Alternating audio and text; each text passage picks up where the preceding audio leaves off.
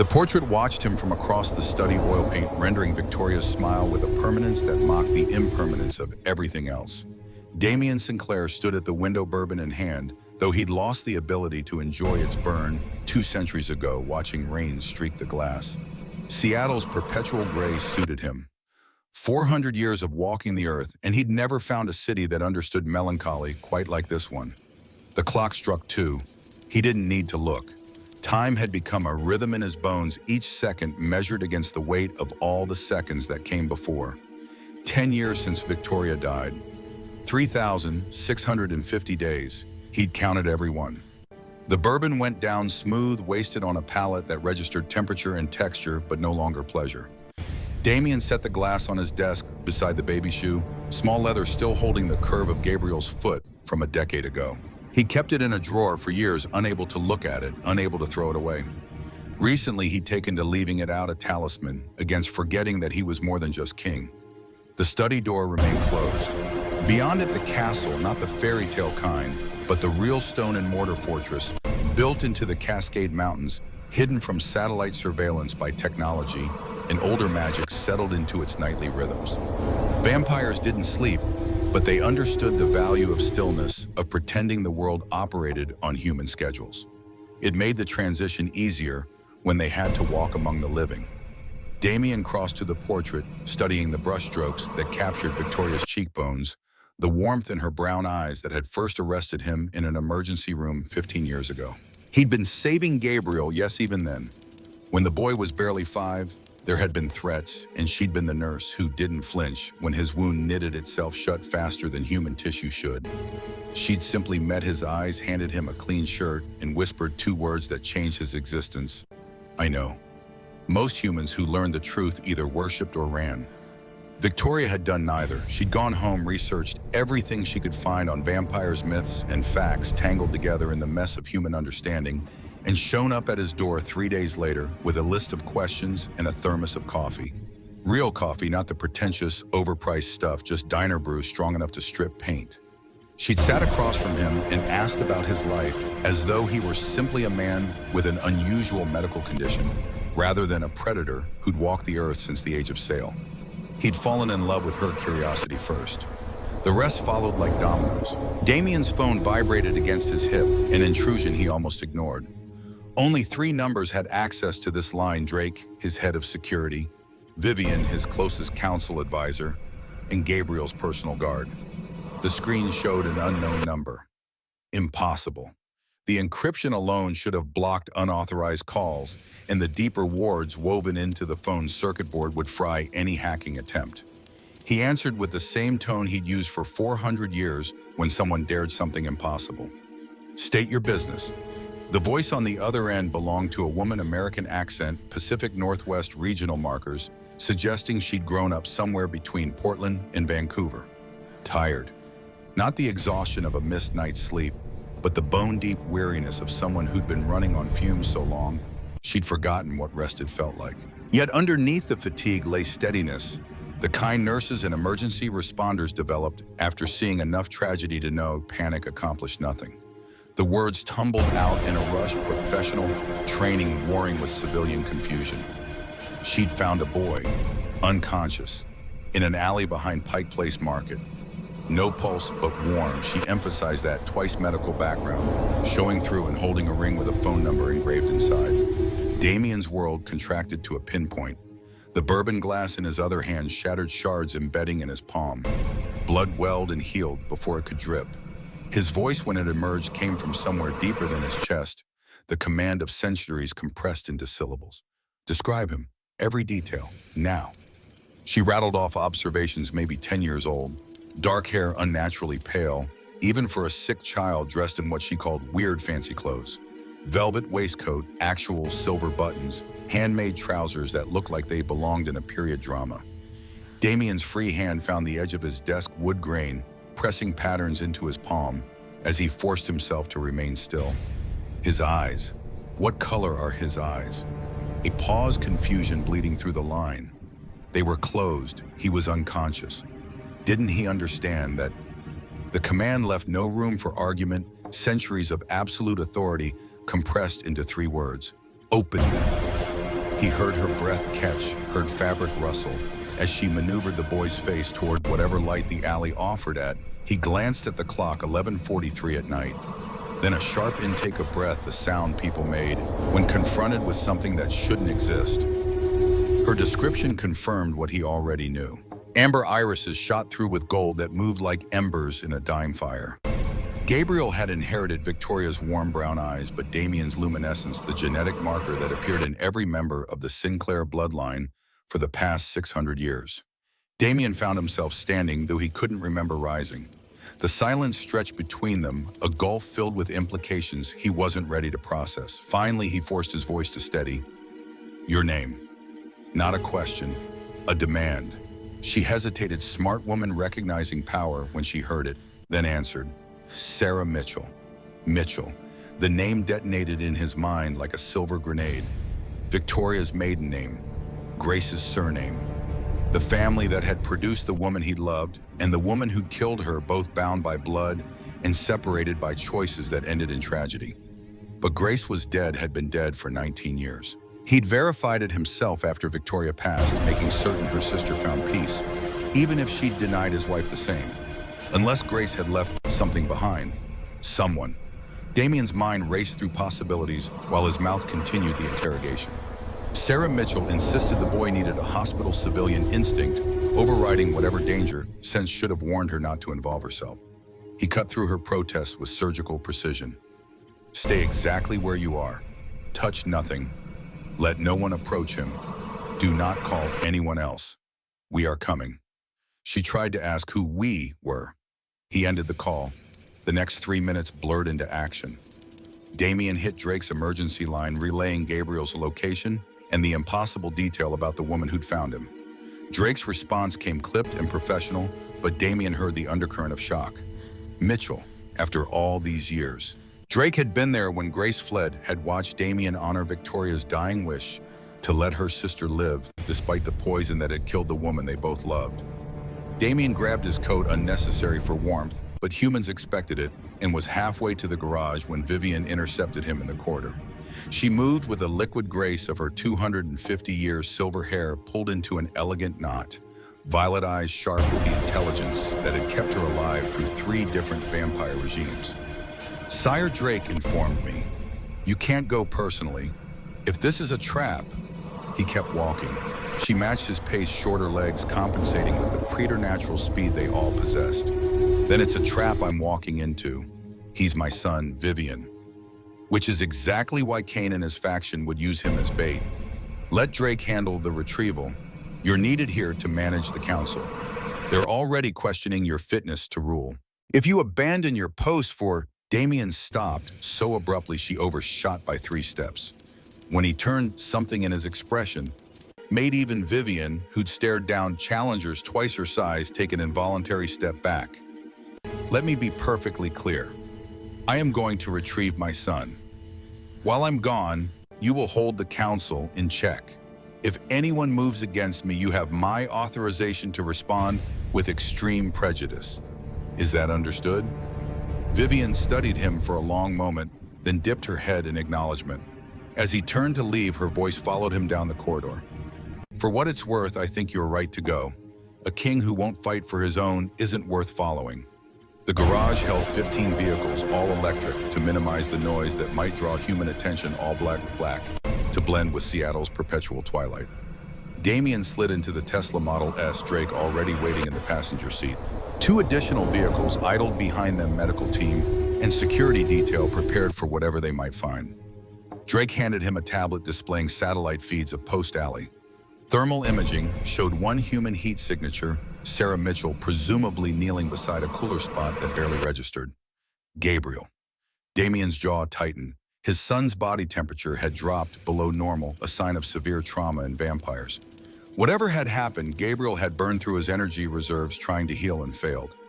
3 hours ago, Drake began, voice steady despite the implications. Gabriel asked his guard for permission to visit the garden. Standard request. The guard agreed, maintained visual contact for the first 20 minutes. Then Gabriel said he needed to use the restroom and went inside the east wing. Never came out. How is that possible? The ward should have alerted us the moment he left the grounds. Drake's silence was answer enough. Someone had disabled the wards. From the inside. A betrayal that narrowed the suspect list to fewer than a dozen vampires with the knowledge and access required. The drive from the Cascade Mountains to downtown Seattle should have taken 90 minutes. Drake navigated the dimensional folds woven into certain roads, old magic predating the city itself, paths the indigenous peoples had used long before white settlers arrived and paved over everything. The Tesla slipped through reality's seams, emerging in an alley system that connected to Pike Place Market without ever touching the main streets.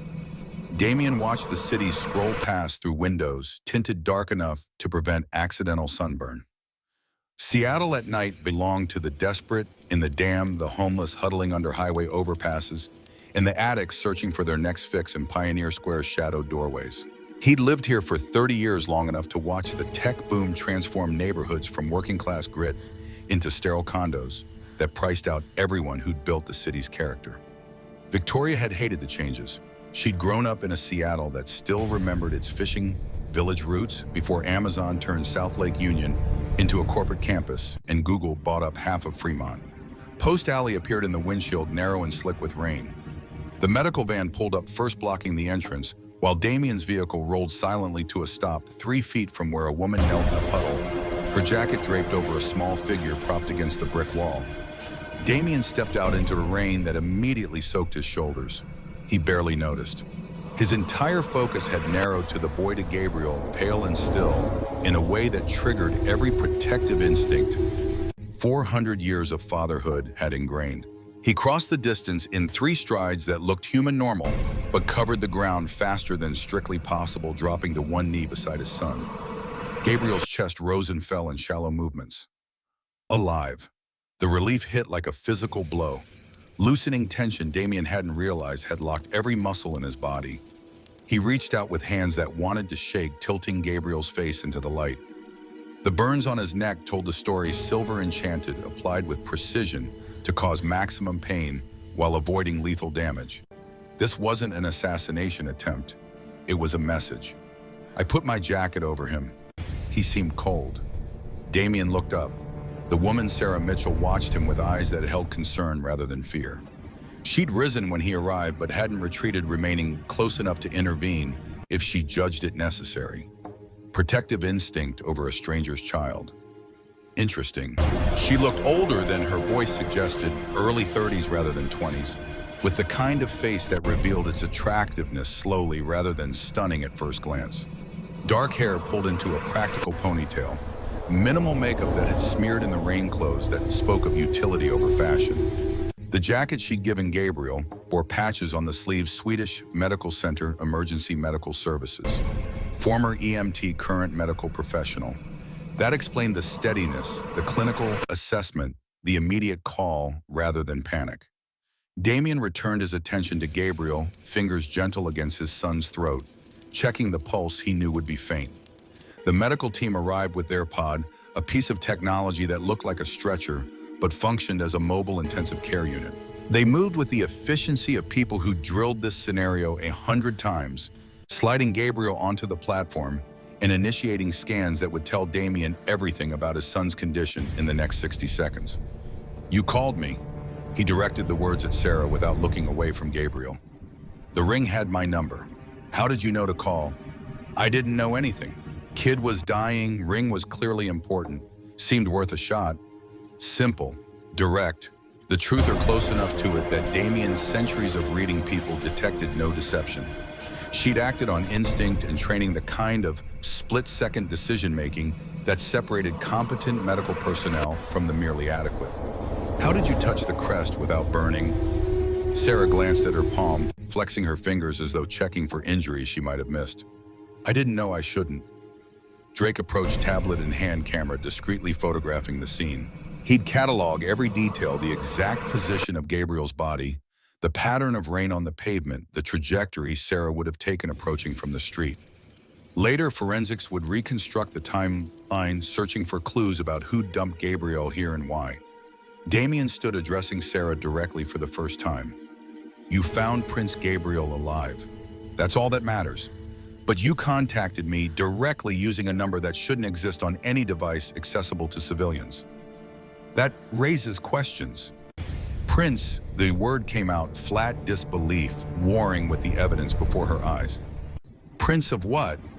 Not a conversation for a public alley. You'll need to come with us. Sarah's expression shifted, wariness replacing concern. Smart woman recognizing the transition from grateful parent to something more complicated. I appreciate you taking care of the kid, but I've got work in 6 hours and... Miss Mitchell. Damien let a fraction of his real authority leak through the weight of 4 centuries and 200 years as king. Someone used an extinct weapon to torture my son and left him to die in an alley. You're the only witness. You're also impossibly a member of a bloodline I thought ended 19 years ago. Until I understand how and why you're here, you're either the luckiest woman in Seattle or the most dangerous. Either way, you're coming with me. He watched her process the implicit threat, saw the moment she calculated her chances of refusing, and found them wanting. To her credit, she didn't crumble. Her spine straightened, chin lifting in defiance, even as she acknowledged the reality of her situation. Fine, but I'm riding with the kid. Someone needs to monitor his vitals. Drake started to object. Damien raised a hand, cutting him off. Agreed. Drake, she rides in the medical van. Keep her in visual range, but don't restrain her. She's not a prisoner. Yet, the word hung unspoken between them. The convoy formed quickly, medical van in the lead with Sarah installed in the jump seat beside Gabriel's pod, Damien's vehicle following close enough to maintain line of sight. Drake handled communications, coordinating with Castle Security to prepare a private medical suite in a secure guest room. Damien watched through the windshield as Sarah leaned over Gabriel, checking the monitors with the kind of practiced efficiency that came from years of emergency medicine. She'd peeled off her wet outer layer, revealing scrubs underneath. End of a shift, probably taking the alley shortcut home because it saved 3 blocks and her feet hurt. Background check is running, Drake said, eyes on his tablet. Preliminary results show Sarah Mitchell, age 32, current employment at Swedish Medical Center in administrative capacity. Previous employment as EMT for King County until 2 years ago. Before that, various medical positions stretching back through her 20s. Family. Father deceased 3 years ago, heart attack. Mother deceased when subject was 5, listed as vehicular accident. No siblings, no children. Divorce finalized 18 months ago. No fault separation. Minimal assets divided. Clean credit, no criminal record, no red flags except... Drake paused, scrolling through data. She's had 14 different addresses in the past 27 years. Never stays anywhere longer than 2 years, usually less. Classic flight pattern. Grace had run for 19 years before the hunters caught up with her. Had she taught her daughter to run too? Damien stared at the van ahead at the woman who'd saved his son without knowing the cost of her kindness. The name Mitchell appears in our archives exactly twice, Drake continued. Victoria Sinclair, née Mitchell, and her sister Grace Mitchell, both listed as deceased. Grace's file has a notation in your handwriting. Died in Portland, vehicular homicide, staged to look like drunk driving, accident, hunters confirmed responsible. Dated 19 years ago. I attended her funeral, Damien said quietly. Made certain she was buried properly, that her death was investigated. The police found nothing. The hunters were careful. Then how does Sarah exist if Grace died when Sarah was 5? Grace ran, changed her name, moved constantly, taught her daughter to do the same. Sarah probably doesn't even know why. Just learned to pack light and never put down roots because mom said so, and you trust your mother's paranoia when you're too young to question it. Drake absorbed this, fingers moving across the tablet. I'll have a full genealogy by the time we reach the castle. DNA comparison against Victoria's samples should confirm bloodline. Damien nodded, attention drifting to the Seattle skyline visible between buildings. Somewhere in this city, someone had obtained enchanted silver, disabled his castle's wards, and dumped his son in an alley with Victoria's niece close enough to find him. Coincidence was a luxury he couldn't afford. Pull the security footage from the last 6 hours. I want to know who accessed the ward controls and when. Cross-reference with council members' movements. If someone inside helped, already started, First pass suggests General Kane left the castle 3 hours before Gabriel disappeared. Officially, he was conducting patrol inspections. His route took him through the dimensional folds towards Seattle. Kane. Damien's hands tightened on his knees. 200 years of loyal service rising through the ranks from foot soldier to the council's youngest general in a century. But lately, Kane had grown vocal about his concerns regarding Damien's leadership, questioning decisions in council meetings, gathering support among the old guard, who remembered the days when vampire kings ruled through fear rather than law. The dimensional roads smoothed the journey reality folding around them until the city gave way to forest to mountains to the hidden valley where Damien's castle had stood for 3 centuries. Originally built by a vampire clan that predated his reign, the structure combined medieval European architecture with modern retrofitting. Solar panels disguised as slate roofing, geothermal systems hidden beneath the foundation. Security measures that blended cutting-edge technology with magic old enough to predate written language. The convoy rolled through gates that opened without visible mechanism, down a drive lined with Douglas firs into a courtyard and illuminated by torches burning with the blue-white flame of enchanted fire. Vampires materialized from doorways and balconies drawn by the news that Gabriel had been found. Damien caught fragments of conversation whispers that would spread through the castle within minutes. The prince recovered, a human brought inside. The Mitchell name resurrected from the grave. He stepped from the vehicle as the medical team transferred Gabriel's pod to a motorized cart. Sarah emerged from the van, looking around with the kind of wide-eyed assessment that came from processing impossible information while maintaining professional composure. Her gaze caught on the vampires watching from the shadows on the blue fire that couldn't exist according to human physics on the castle, that shouldn't be here according to satellite surveys and topographical maps. To her credit, she didn't scream, didn't run, just squared her shoulders and followed the medical cart as though walking into vampire fortresses was something she did every Tuesday. Damien fell into step beside her. The medical team will stabilize Gabriel. Standard protocol includes blood work, tissue scans, toxicology for silver composition. It will take several hours. In the meantime, you and I need to talk about how I'm supposedly related to vampires, because I'm pretty sure my family tree doesn't include fangs. Your aunt married a vampire. Your mother was human.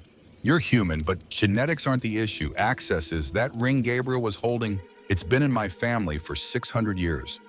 The crest is enchanted to burn anyone who touches it without Sinclair bloodline. You held it long enough to read the inscription. That shouldn't be possible unless... He stopped. Sarah had frozen 3 steps behind, face draining of color as understanding crashed through her defenses. Unless what? Damien turned to face her fully. Unless Victoria did something before she died. Something that marked you, bound you to this family in ways neither of us understand. Which means either my wife had precognition I didn't know about, or someone's been planning this for a very long time. Sarah's knees buckled. Damien caught her elbow, steadying her with a grip gentle enough not to bruise. She leaned into his support for 3 breaths, then pulled away, straightening with visible effort. I need to sit down, and you need to explain everything, starting with how my mother supposedly killed your wife. The study Damien brought her to occupied the castle's east tower, a circular room with floor-to-ceiling windows, offering views of the forested valley below. Books lined the walls between windows, volumes in languages spanning 4 centuries and 3 continents. A leather sofa faced a stone fireplace where flames danced without consuming logs. Damien gestured Sarah toward the seating while he crossed to a sideboard holding crystal decanters.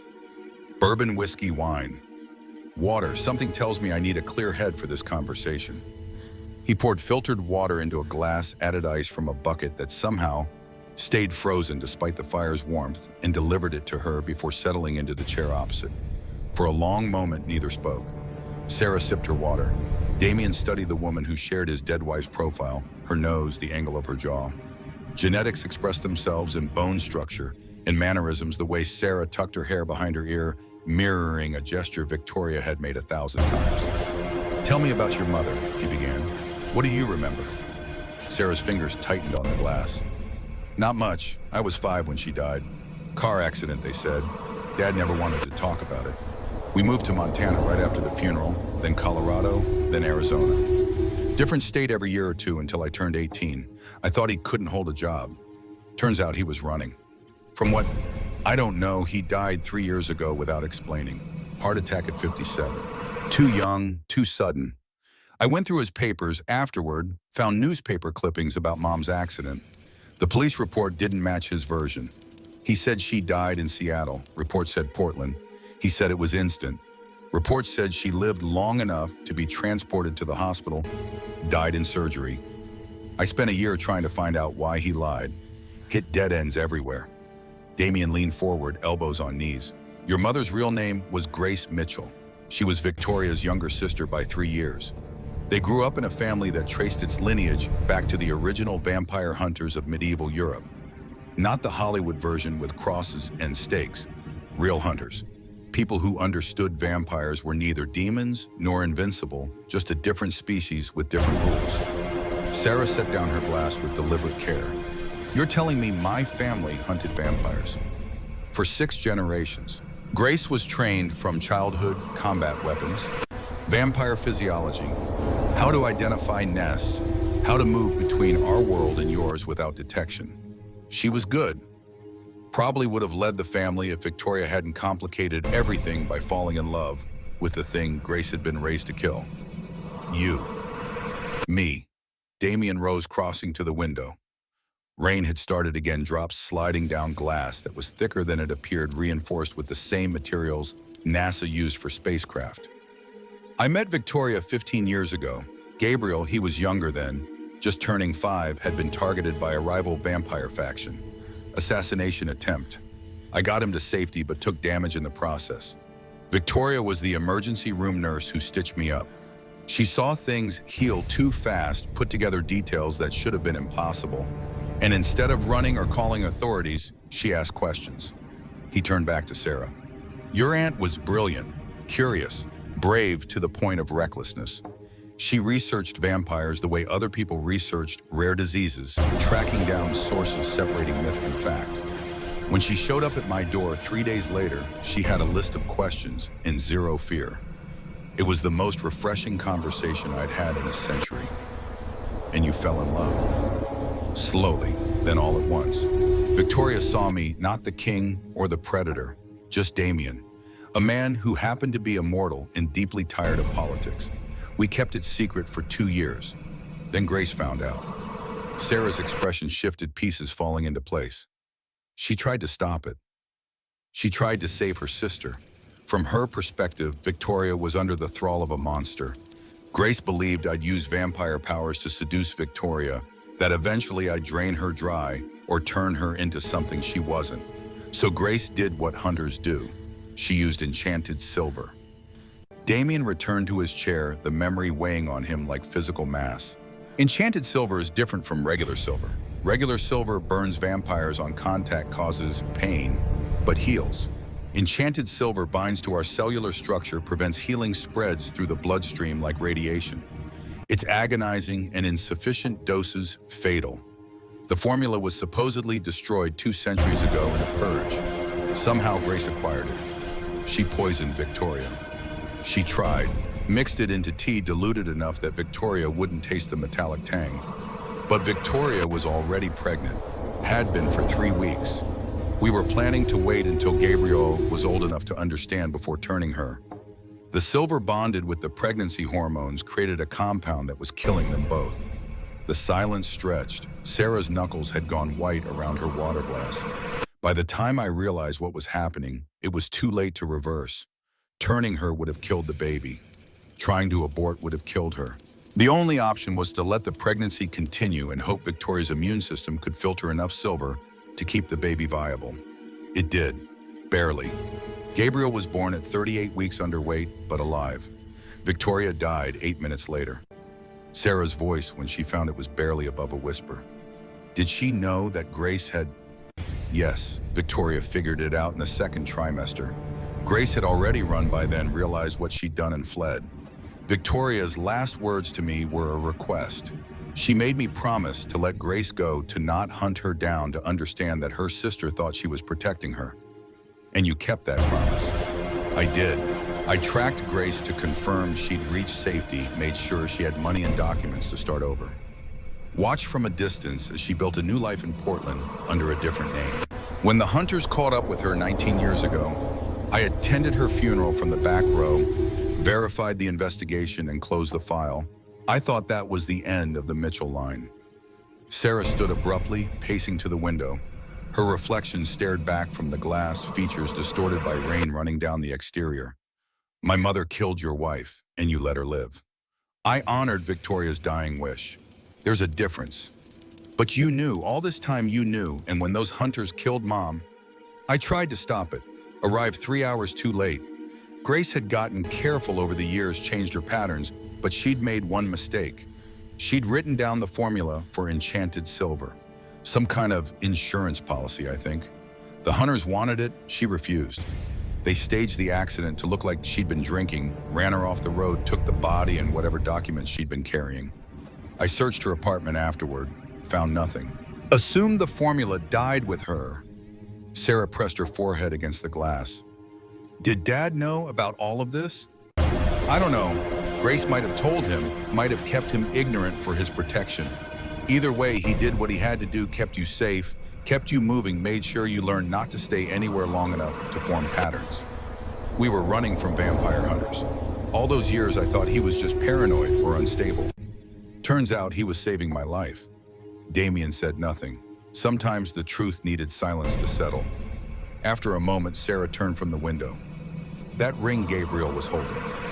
You said it's been in your family for 600 years. How did it end up in an alley with your son? That's what I intend to find out. The ring normally stays in the royal vault. Only 3 people have access: myself, Drake, and Gabriel's primary guard. It should have triggered alarms if removed without authorization. The fact that it didn't mean someone disabled security from inside an inside job, which narrows suspects to council members and senior staff, people I've trusted for decades or longer. Damien's jaw tightened. Someone in my inner circle is working with hunters or has gone rogue. Either way, they used my son as a message and you as the delivery system. Why me? If they wanted to hurt you, why not just kill Gabriel? Because killing him would be too clean. Too simple. He gestured between them. This is psychological warfare. They know about Victoria, know about Grace. Bringing you into the picture forces me to confront my past while destabilizing my present. Gabriel forms attachments. If he bonds with you, if he sees you as family, and then something happens to you, I become leverage. Exactly. And if I'm distracted protecting both of you, I'm vulnerable to challenges from within the council. There are factions who believe I've grown too soft since Victoria's death, too willing to accommodate humans, too hesitant to exercise absolute authority. They want the old ways back, fear and power instead of laws and diplomacy. Sarah returned to the sofa, sinking into the leather with a sigh that seemed to come from her bones. So what happens now to me? Damien considered the question, weighing honesty against tactical advantage. Right now, you're the only witness to Gabriel's abduction. You're also potentially the only person who can access whatever Grace left behind. If she hid the formula somewhere, if there are documents or codes that require family recognition, you need me to find them. I need to understand what we're dealing with. The silver used on Gabriel was freshly forged, which means someone has recreated the formula or found Grace's notes. Either way, it's a threat not just to my family, but to every vampire in North America. Enchanted silver in the wrong hands could decimate our population. Sarah laughed, a sound devoid of humor. Yesterday, my biggest problem was making rent. Now I'm caught in vampire politics and family legacies I didn't know existed. You'll forgive me if I need a minute to process. Take all the time you need. You're not a prisoner, Miss Mitchell. You're free to leave whenever you choose. Drake will arrange transport back to Seattle, provide resources to help you relocate if you're worried about hunter attention. All I ask is that you make an informed decision. Talk to Gabriel when he wakes. Hear what he has to say. Then decide whether this is a fight you want to join. The intercom on Damien's desk chirped. Drake's voice emerged, professional but strained. Sire, medical update. Gabriel's stable but unconscious. Silver levels in his bloodstream are declining as expected, but Dr. Chen wants to keep him sedated for another 6 hours to give his system time to fully purge the toxins. However, a pause. There's been an anomaly. Damien crossed to the desk, pressing the response button. What kind of anomaly? Gabriel's exhibiting REM sleep patterns inconsistent with sedation. Brain activity suggests he's dreaming, and the content is intense. Dr. Chen says he's calling out for someone named Sarah, multiple times. Clear vocalization despite sedatives that should prevent speech. Sarah had risen from the sofa, moving closer. Damien met her gaze, saw his own confusion reflected back. "We're coming down." The medical wing occupied the castle's lowest level, carved into the mountain bedrock, with the kind of precision that suggested both advanced engineering and old magic. Climate-controlled corridors connected treatment rooms, equipped with technology that blurred the line between cutting-edge medical science and vampire-specific modifications. Chen waited outside Gabriel's room, a vampire who'd been turned during the Ming Dynasty and subsequently earned 3 medical degrees over the intervening centuries. She bowed her head in respect as Damien approached. "Majesty, Miss Mitchell. Report. Prince Gabriel is physically stable. Silver has been neutralized and flushed from his system. Burns are healing at normal rate, full recovery, expected within 48 hours. Psychologically, however, we have a complication. His brain activity suggests he's experiencing vivid dreams, and the emotional content is registering as severe distress. He's calling for Miss Mitchell by name, has been for the past 20 minutes. Damien moved to the observation window. Gabriel lay in a bed sized for his small frame monitors, tracking vitals that all read within acceptable parameters. But his face showed strain, eyebrows drawn together, lips moving around, words too quiet to hear through the glass. Has he met Miss Mitchell before tonight? Unknown, but the specificity of his calls suggests familiarity. He's not asking for the woman or the nurse. He's using her name, Sarah, over and over. Sarah stepped up beside Damien, her reflection ghosting over Gabriel's sleeping form. Is this normal for vampire children? Dr. Chen shook her head. Prince Gabriel is unique, half-human, half-vampire, the only known hybrid in existence. His abilities have been developing unpredictably. 6 months ago, he demonstrated precognitive flashes. 3 months ago, he moved objects with his mind. 2 weeks ago, he made the castle's wards vibrate in response to emotional distress. It's possible he's developed some form of psychic sensitivity that connected with Miss Mitchell during the rescue. Or he knew her before, Sarah said quietly. Maybe he's been dreaming about me for a while and recognized me tonight. Damien turned that over. Victoria used to say Gabriel dreamed about her while he was in the womb.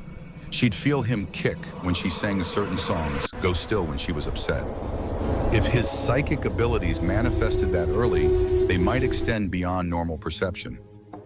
You're suggesting he's precognitive, that he somehow knew Sarah would save him.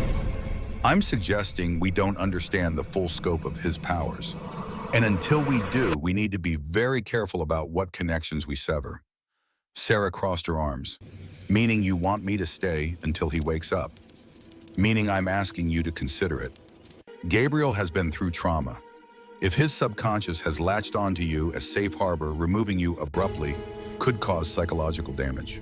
Or I could be making it worse. I'm a stranger. He doesn't know me. But he thinks he does, and right now what he thinks matters more than what's objectively true.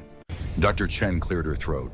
With respect, Majesty, there's one way to test the theory. Allow Miss Mitchell into his room. If proximity calms him, we'll know the connection is real. If it doesn't, we can reassess. Damien looked at Sarah, reading the conflict in her expression. She was exhausted. He could see it in the fine tremors in her hands, the shadows under her eyes, but underneath the fatigue ran a current of something else. Curiosity, maybe even the first threads of connection to a situation she didn't fully understand but couldn't quite walk away from. Your choice, he said. Sarah studied Gabriel through the glass for a long moment. Finally, she nodded. 5 minutes. Then I need actual sleep or I'm going to collapse. Dr. Chen led them into the room, which smelled of antiseptic and the faint metallic tang of vampire blood. Gabriel stirred as they entered, head turning toward the door, though his eyes remained closed. Sarah approached the bed, slowly, unsure of her role. When she reached the railing, she hesitated, then rested her hand near Gabriel's. The effect was immediate. Gabriel's expression smoothed tension draining from his small frame. His hand moved across the sheets, fingers searching until they found Sarah's, and curled around them with surprising strength. The monitors tracking his vitals showed heart rate and respiration dropping into calmer ranges. Sarah, The word escaped on an exhale, barely audible. You came. Sarah's free hand covered her mouth. Damien watched from the foot of the bed, something tightening in his chest that he hadn't felt in 10 years. Gabriel had been born into grief, raised by a father who loved him, but struggled to connect emotionally, surrounded by vampires who respected him as prince, but saw his humanity as weakness. In all that time, Damien had never seen his son reach for someone with this kind of instinctive trust. I'm here, Sarah whispered, her voice thick. You're safe now. Gabriel's eyes opened slowly, amber irises still clouded with sedation, but focusing on Sarah's face with absolute certainty. I knew you'd come. Mom said you would. The room went silent. Damien exchanged glances with Dr. Chen, who looked as confused as he felt. Your mom, Sarah asked gently. Gabriel, your mom. In my dreams, she tells me things, says you're family, that I should trust you. His eyes drifted to Damien. Dad, Sarah's here. She's safe. I knew she was safe. Damien moved to the opposite side of the bed. Son, do you remember what happened? How you got to the alley? Gabriel's face clouded. There was a message. Said someone knew where Mom was. That they'd tell me if I met them. I went to the theater where Mom used to take me before. His voice cracked. But it was a trick. Someone grabbed me, put something on my neck. It hurt. Everything went dark. Did you see who it was? No, but I heard voices. Two people talking. One said to leave me where she would find me. That it had to be her or it wouldn't work. The other one put something in my hand, the ring. Said your father will understand when the time comes. Sarah leaned closer. Did they say anything else about who she was? Gabriel's eyes had started to drift closed again, sedatives pulling him back under. Said you were the key, that everything depended on you making the right choice. His fingers tightened around hers. Don't go, please. I don't feel safe when you're not here. Sarah looked helplessly at Damien. He read the question in her eyes, what am I supposed to do with that, and had no answer that wouldn't make the situation more complicated. Gabriel needed her. The boy who'd barely smiled in 10 years, who'd inherited his mother's warm nature, but had it buried under layers of trauma and isolation, had found someone who made him feel safe. Damien couldn't take that away. Not yet. I'll stay, Sarah said, her voice soft enough that only Gabriel and Damien could hear. For now, until we figure this out. Gabriel's expression relaxed completely, peace settling over features too young to carry the weight they bore. Within seconds, he'd slip back into sleep, this time without distress, hands still holding Sarah's, as though she were an anchor in rough seas. Dr. Chen made a notation on her tablet. I'll have a cot brought in. Miss Mitchell, you should rest. I'll monitor Prince Gabriel overnight and alert you if his condition changes. Sarah shook her head. I'll stay. Just bring me a chair. I've done longer shifts on worse furniture. Damien watched her settle in beside Gabriel's bed, exhaustion and determination fighting for dominance in her expression. This woman who'd stumbled into his world by accident or design, who shared his dead wife's bloodline, and somehow his son's trust, who represented both answers and complications he wasn't prepared to navigate. He should send her away, should arrange transport back to Seattle and let her return to her ordinary life. Should protect her from the political storms gathering around anyone who got too close to his family. But Gabriel's hand held hers, and Damien found himself unable to break that connection. Drake will post guards outside, he said, for your protection and Gabriel's. If you need anything, ask. The staff will accommodate you. Sarah nodded without looking away from Gabriel. He's a good kid. He is. He's also everything I have left of Victoria, which makes him both my greatest strength and my greatest vulnerability. I won't hurt him. I know, but others will, and they'll use you to do it. Damien moved toward the door, pausing at the threshold. Get some rest, Miss Mitchell. Tomorrow we start finding answers. He left them there, his son and the woman who might be family or weapon or both, and climbed back through the castle to his study. The portrait of Victoria greeted him, oil paint unchanging, while everything else shifted beneath his feet. Damien poured himself another bourbon he didn't want, stared at the woman he'd loved and lost, and tried to make sense of the impossible. Gabriel had dreams about Victoria. Fine. Children dreamed about deceased parents. That was normal grief. But Gabriel had never met Sarah, had no reason to know her name or her face, yet he'd called for her with the certainty of someone who'd known her for years. And he'd said Victoria told him about her, told him Sarah was family, that he should trust her. Damien didn't believe in ghosts. He'd lived 400 years and never encountered convincing evidence of an afterlife. When vampires died, they stayed dead. When humans died, they simply ceased. Victoria was gone. He'd held her as she passed, felt her last breath against his neck, watched the light leave her eyes. There was no version of reality where she was still somehow communicating with her son, unless Gabriel's abilities extended beyond precognition into something else. Psychic projection, genetic memory, some form of consciousness transfer Victoria had managed in her final moments, embedding part of herself into Gabriel in ways that allowed her to persist as more than mere memory. The intercom on his desk chirped, Drake's voice tense with urgency. "Sire, we've completed preliminary analysis of the security footage. You need to see this." Damien set down his glass. "On my way." The security center occupied a reinforced room 3 levels below the main castle walls, lined with monitors displaying feeds from 500 cameras spread across the grounds and dimensional perimeter. Drake stood at the central console, pulling up footage time-stamped 3 hours before Gabriel's disappearance. "Watch." He expanded the feed showing Gabriel's approach to the East Wing bathroom. The boy entered through one door visible through an interior camera for 4 seconds as he crossed the hallway, then exited through another door, except it wasn't Gabriel. Damien leaned closer. The figure that emerged from the bathroom matched Gabriel's height and build, wore the same clothes, moved with similar gait. But something about the movement was wrong. Too smooth, too purposeful. Gabriel walked like a child who'd inherited his father's grace but hadn't grown into it yet. This figure moved like an adult, mimicking a child's mannerisms.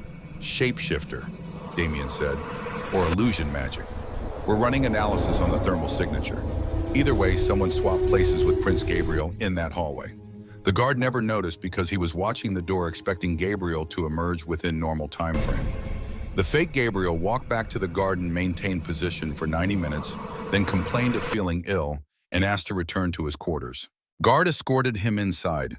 Fake Gabriel asked for privacy, went into the bedroom and vanished, while the real Gabriel was being transported to Seattle. Drake nodded grimly. Thermal cameras showed 2 heat signatures departing the castle grounds at the moment Gabriel entered the bathroom. One matches Gabriel's size. The other is adult size, moving with Gabriel's signature in some kind of carry configuration. They used the dimensional road toward the city, which means they had access codes and authorization. That's level 3, clearance minimum. Pull the authorization logs. I want every level 3 access in the last 24 hours cross-referenced with council member movements. Drake's fingers flew across the keyboard. Data scrolled past too fast for human eyes, but perfectly readable to vampires. 3 names appeared in red: General, Kane, Castellan Frost, and Vivian. Damien's jaw tightened. Where was Vivian during Gabriel's disappearance? In the East Library. Multiple witnesses confirmed she was consulting historical records for an upcoming council meeting. She never left that location for the entire 3-hour window. And Castellan, his authorization was used, but thermal records show he was in his quarters the entire time. Either he loaned his credentials or someone stole them. Which leaves Kane, who departed the castle 90 minutes before Gabriel disappeared, returned 4 hours later, and filed a patrol report claiming he had been inspecting dimensional road integrity in the greater Seattle area. Damien stared at Kane's name on the screen. 200 years of service, decorated veteran of 3 territorial wars, member of the council for 80 years, and now possibly the architect of his son's kidnapping. "Bring him in, full security detail. I want him in an interrogation room within the hour." Drake hesitated. "Sire, if we arrest a council member without ironclad proof, the others will see it as paranoia. Kane has support among the old guard. Moving against him could fracture the council. And leaving a traitor in my inner circle could get Gabriel killed. I'll take political instability over my son's death. Bring him in." "Yes, sire." Damien returned to his study, mind racing through scenarios and contingencies. If Kane had orchestrated Gabriel's abduction, the question was why. Power ideology. Kane had been vocal about his opposition to Damien's progressive policies, his belief that vampires should rule through fear rather than law. But kidnapping the heir seemed excessive even for political opposition. Unless Kane didn't intend for Gabriel to survive. Unless this was the opening move in a coup designed to destabilize Damien's rule and seize power in the resulting chaos. The phone in his pocket vibrated. A text from an unknown number, 2 words in all capitals. Check Gabriel. Damien was moving before conscious thought, caught up taking stairs 4 at a time, shouldering through corridors, emerging into the medical wing at a dead run. Dr. Chen met him at Gabriel's door, face pale. What happened? I don't know. One moment he was sleeping peacefully. The next his vitals spiked. Heart rate, blood pressure, neural activity all surging simultaneously. Miss Mitchell is with him now, trying to... Damien pushed past her into the room. Gabriel thrashed in the bed monitor, screaming alerts. Sarah leaning over him, trying to hold his hand while avoiding flailing limbs. The boy's eyes had rolled back, showing only whites, and his skin had taken on a faint luminescence that Damien recognized from his own abilities, manifesting under extreme stress. Gabriel. Damien reached the bed, catching his son's shoulders. Gabriel, I'm here. You're safe. Come back to me. Gabriel's voice emerged in a tone that wasn't quite his own, layered with harmonics that made Damien's hair stand on end. She's here. She's watching. She says we're in danger. All of us. The council is compromised. Trust no one except... His eyes snapped to Sarah. Except family. Then he went limp. Dr. Chen rushed in with a sedative. Damien held Gabriel still while she administered the injection, watching his son's vitals gradually return to normal ranges. Sarah had backed against the wall, hands shaking, face drained of color. What the hell was that? She whispered. I don't know. Damien smoothed Gabriel's hair back from his forehead, a gesture Victoria used to make. But I intend to find out. Dr. Chen finished her examination. No lasting damage. Whatever triggered the episode, it was psychic rather than physical. Prince Gabriel's abilities are evolving faster than we anticipated. He needs monitoring every 4 hours minimum. Do it and increase security. No one enters this room without my explicit authorization. Damien looked at Sarah, saw her processing everything. The impossible, the terrifying, the implications of Gabriel's warning. You should go, get actual sleep in a real bed. I'll have Drake escort you to guest quarters. Sarah pushed off from the wall. No, I told him I'd stay. And if what he just said is true, if the council is compromised, then maybe the only people we can trust are the ones who weren't here before tonight. Which is me. She returned to the chair beside Gabriel's bed. So I'm staying. You can post guards, you can monitor us, you can do whatever makes you feel in control. But I'm not leaving him alone. Something in Damien's chest, long dormant, stirred. Not attraction, not yet, maybe not ever, but recognition. Sarah Mitchell had the same stubborn loyalty Victoria had possessed, the same willingness to stand her ground against impossible odds. Family, Gabriel had said. Maybe he was more right than any of them understood. All right, Damien moved to the door. But you're not staying alone. I'll be right outside. If anything changes, anything at all, you call for me immediately. Sarah nodded, already settling back into her vigil. Damien stepped into the corridor where Drake waited with a security detail. No one gets past this door. Not council members, not staff, not unless I'm with them. Understood. Understood, sire. Drake paused. Kane is waiting in interrogation room 3.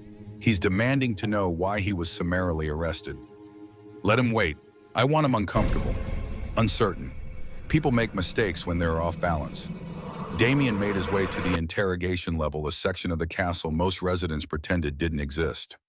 The room was Spartan concrete walls, steel table chairs bolted to the floor, cameras recording from 3 angles. Kane sat with the rigid posture of a soldier, 200 years of military discipline, holding him upright despite the restraints binding his wrists to the table. He looked up as Damien entered, copper eyes flashing with barely contained fury. This is outrageous. I've served this court for 2 centuries, and you have me arrested like a common criminal. Damien took the seat across from him, saying nothing, letting the silence build pressure. He'd interrogated hundreds of prisoners over the centuries. The ones who broke fastest were the ones who couldn't handle quiet, who needed to fill the space with justifications and denials. Kane lasted 43 seconds. I know what you think, that I had something to do with Gabriel's abduction. But I was on patrol following authorized routes, conducting legitimate inspections. Check the logs. Check them. I did check the logs. Damien's voice cut through Kane's protestations like a blade. Your authorization codes were used to access the dimensional roads at exactly the moment Gabriel disappeared. Your thermal signature places you in Seattle during the window when my son was being dumped in an alley, and witnesses saw you meeting with unknown contacts in Pioneer Square 2 weeks ago. Kane's jaw tightened. Those contacts were informants, human criminals who sometimes have intel on Hunter movements. I was gathering intelligence for the council, without reporting it to me or Drake. Convenient. Because I didn't want to alarm you unnecessarily. The intel was preliminary, unconfirmed. I planned to present it once I had something actionable. Damien leaned forward. Try again, this time with the truth. Kane's expression shifted, calculation replacing indignation. When he spoke again, his voice had dropped to the measured tone of someone choosing words carefully. You want truth? Fine. I did meet with contacts. I did gather intelligence. And yes, I was in Seattle tonight, but not for the reason you think. I was tracking the hunters who took Gabriel, trying to intercept them before they could complete their mission. How did you know Gabriel had been taken if you weren't involved in the abduction? Because I've been investigating a conspiracy within this castle for the past 6 months. Someone has been communicating with Hunter cells, providing information about our security protocols, our defensive capabilities. I suspected Castellan. Followed him, documented his meetings, gathered evidence. Tonight I received an anonymous tip that Gabriel was in danger. By the time I reached the city, he'd already been dumped in that alley. Damien studied Kane's face, reading micro-expressions, looking for tells that would reveal deception. But Kane had 200 years of practice controlling his features. If he was lying, he was doing it with expertise. Show me the evidence. In my quarters, encrypted files on a secured server. You'll need my biometrics to access them. Then we'll go retrieve them together. Drake arranged transport. They moved through the castle with a full security detail, drawing stares from vampires who rarely saw council members in restraints. Kane's quarters occupied the North Tower, a suite befitting his ranks but austere in decoration. Military efficiency over comfort, every surface clean and organized. Kane directed them to a wall safe hidden behind a portrait of some long-dead vampire lord. Biometric scan, retinal verification, voice confirmation. The safe opened to reveal a tablet and 3 physical files, each labeled with dates spanning the past 6 months. Damien spread the files across Kane's desk. Photographs of Castellan meeting with humans in locations across Seattle. Transcripts of conversations recorded with parabolic microphones. Financial records showing money transfers from Castellan's accounts to offshore holdings linked to known Hunter organizations. This is extensive. It's a year's worth of work. I couldn't bring it to you until I had definitive proof. Castellan has allies on the council. If I'd moved too soon, they would have closed ranks, destroyed evidence. I needed it airtight. Damien flipped through pages, cross-referencing dates with events. 3 months ago, a minor breach in perimeter security that had seemed random at the time. Castellan had been on duty. 6 weeks ago, a shipment of medical supplies that had gone missing. Castellan had signed off on the delivery. 2 weeks ago, the dimensional road codes had been changed. Castellan had recommended a security update. Why didn't you tell me you suspected him? Kane's expression hardened. Because I suspected you already knew. You and Castellan have been close since Victoria died. He supported your reforms when the rest of the old guard wanted to resist. I thought maybe you were turning a blind eye, letting him operate because it served some larger purpose I didn't understand. When I realized you were genuinely ignorant, it was too late. He'd already moved against Gabriel. Damien set down the files. You're asking me to believe that Castellan, who's been on this council for 150 years, who supported my policies and defended my rule, is the traitor. And you, who've been openly critical of my leadership and advocating for a return to authoritarian governance, are the loyal one trying to save my son. I'm asking you to look at the evidence and draw your own conclusions. I may disagree with your methods, Damien, but I've never questioned your right to rule or your love for your son. My criticisms have been political, not personal. Castellan's loyalty has been strategic. He's been positioning himself to step in when you inevitably fall. The tablet on Kane's desk chimed. Drake had been reviewing the encrypted files, cross-referencing them with castle logs. His expression when he looked up was grim. Sire, this checks out. Every meeting, every transaction, it all links back to Castellan. And there's more. He's been accessing Gabriel's medical records, tracking his development, documenting his abilities. There's a file here titled Hybrid Vulnerabilities that reads like an assassination manual. Damien felt something cold settle in his gut. If Castellan was the traitor, then the conspiracy went deeper than simple power politics. Someone was studying Gabriel not to protect him, but to exploit his weaknesses. And that someone had been operating under Damien's nose for over a year. Where is Castellan now? Drake checked his communication feed. No one's seen him since the council meeting this afternoon. His quarters are empty. Locator beacon shows him off grounds. Find him. I want him brought in alive. If he resists, use whatever force necessary, but I need him conscious enough to answer questions. Drake moved to execute the order. Damien turned back to Kane, who sat with the calm of someone vindicated by evidence. If you're lying, if this is misdirection, then execute me yourself. I'll accept the consequence. But I'm not lying, and the sooner you accept that, the sooner we can stop the real threat. Damien studied the general for a long moment, then reached out and unlocked the restraints. Kane rubbed his wrists, but made no other movement, waiting for his king's decision. You're reinstated, temporarily. Help Drake track Castellan. If we find evidence you've misled me, the execution you offered will be carried out immediately. Kane stood, snapping to attention with the precision of 2 centuries military service. Understood, sire. For what it's worth, I hope I'm wrong. I hope this all turns out to be paranoid delusion and Castellan has a perfectly reasonable explanation.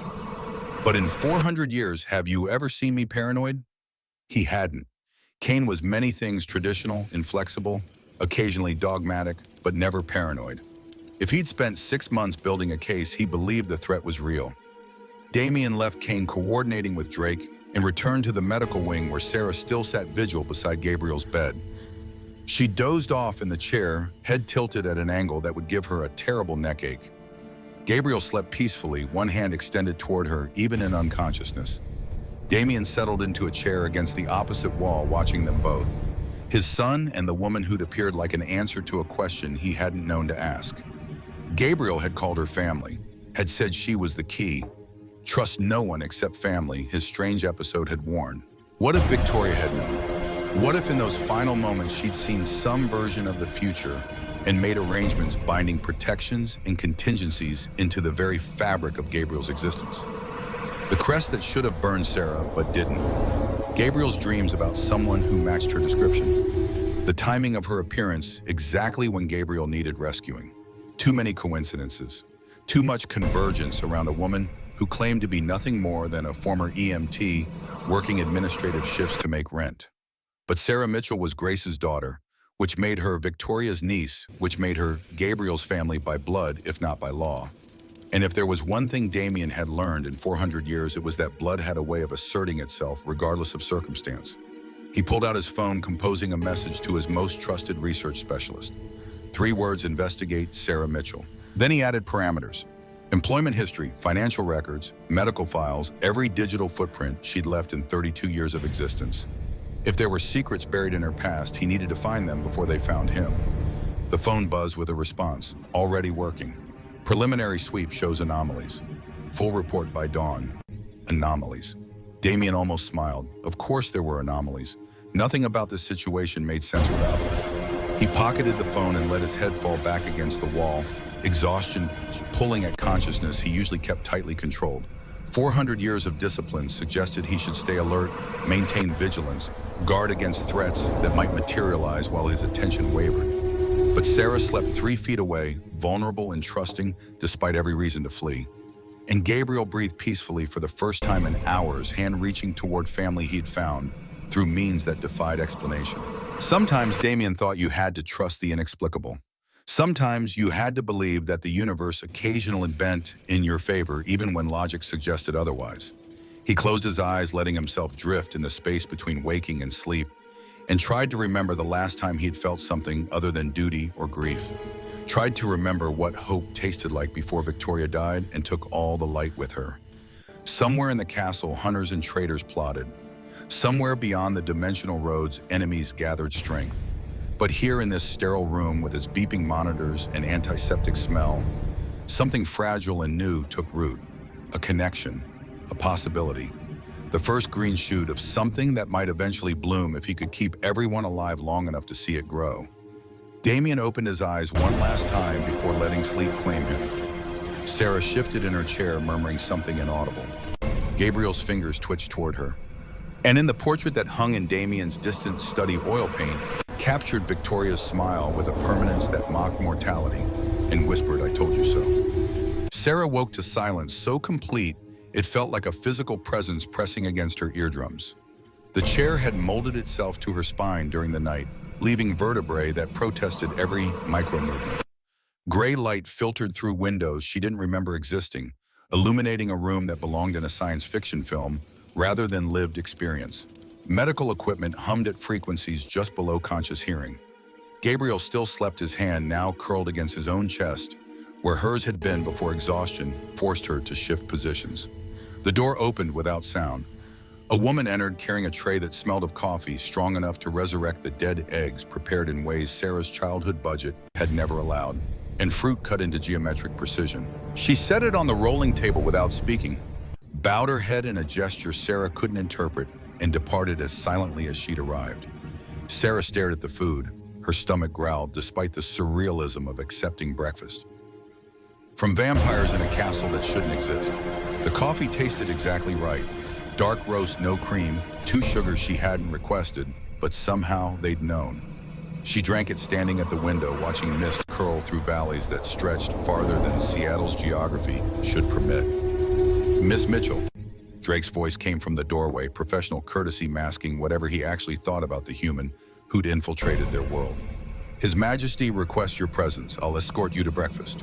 The castle revealed itself in morning light as something caught between Era's stone quarters, fitted with LED strips that mimicked torchlight tapestries depicting battles Sarah couldn't identify, hanging beside abstract art that wouldn't look out of place in a modern gallery. They passed vampires going about morning routines, if vampires had morning routines, who stopped to stare with varying degrees of curiosity and hostility. Drake's presence kept them at a distance, but Sarah felt the weight of their attention like insects crawling across her skin. The dining room occupied a circular tower, with windows on all sides flooding the space with light that seemed brighter than natural sun. Damien sat at a table sized for intimate conversations rather than formal meals, reading something on a tablet that he set aside when she entered. He'd changed clothes since last night, the midnight blue suit replaced by charcoal gray that made his ice blue eyes more pronounced. "You slept in a chair." Not a question observation delivered with the faint disapproval of someone who understood ergonomics. "That was unnecessary. We have guest quarters." Sarah claimed the seat across from him, accepting the coffee a server materialized to pour. "I told Gabriel I'd stay. Seemed important to keep my word." "It was. He woke an hour ago asking for you. When I explained you needed rest, he made me promise you'd be back before he finished breakfast. You have approximately, say..." Damien checked his watch, an antique piece that probably cost more than her annual salary, 23 minutes. The food appeared as though summoned by thought rather than request. Eggs Benedict with hollandaise that belonged in a Michelin-starred kitchen, bacon thick cut, and maple-glazed potatoes roasted with herbs Sarah couldn't identify. She ate because her body demanded fuel, but tasted nothing too aware of Damien watching her, with the kind of attention that suggested he was cataloging every gesture for later analysis. "You have questions."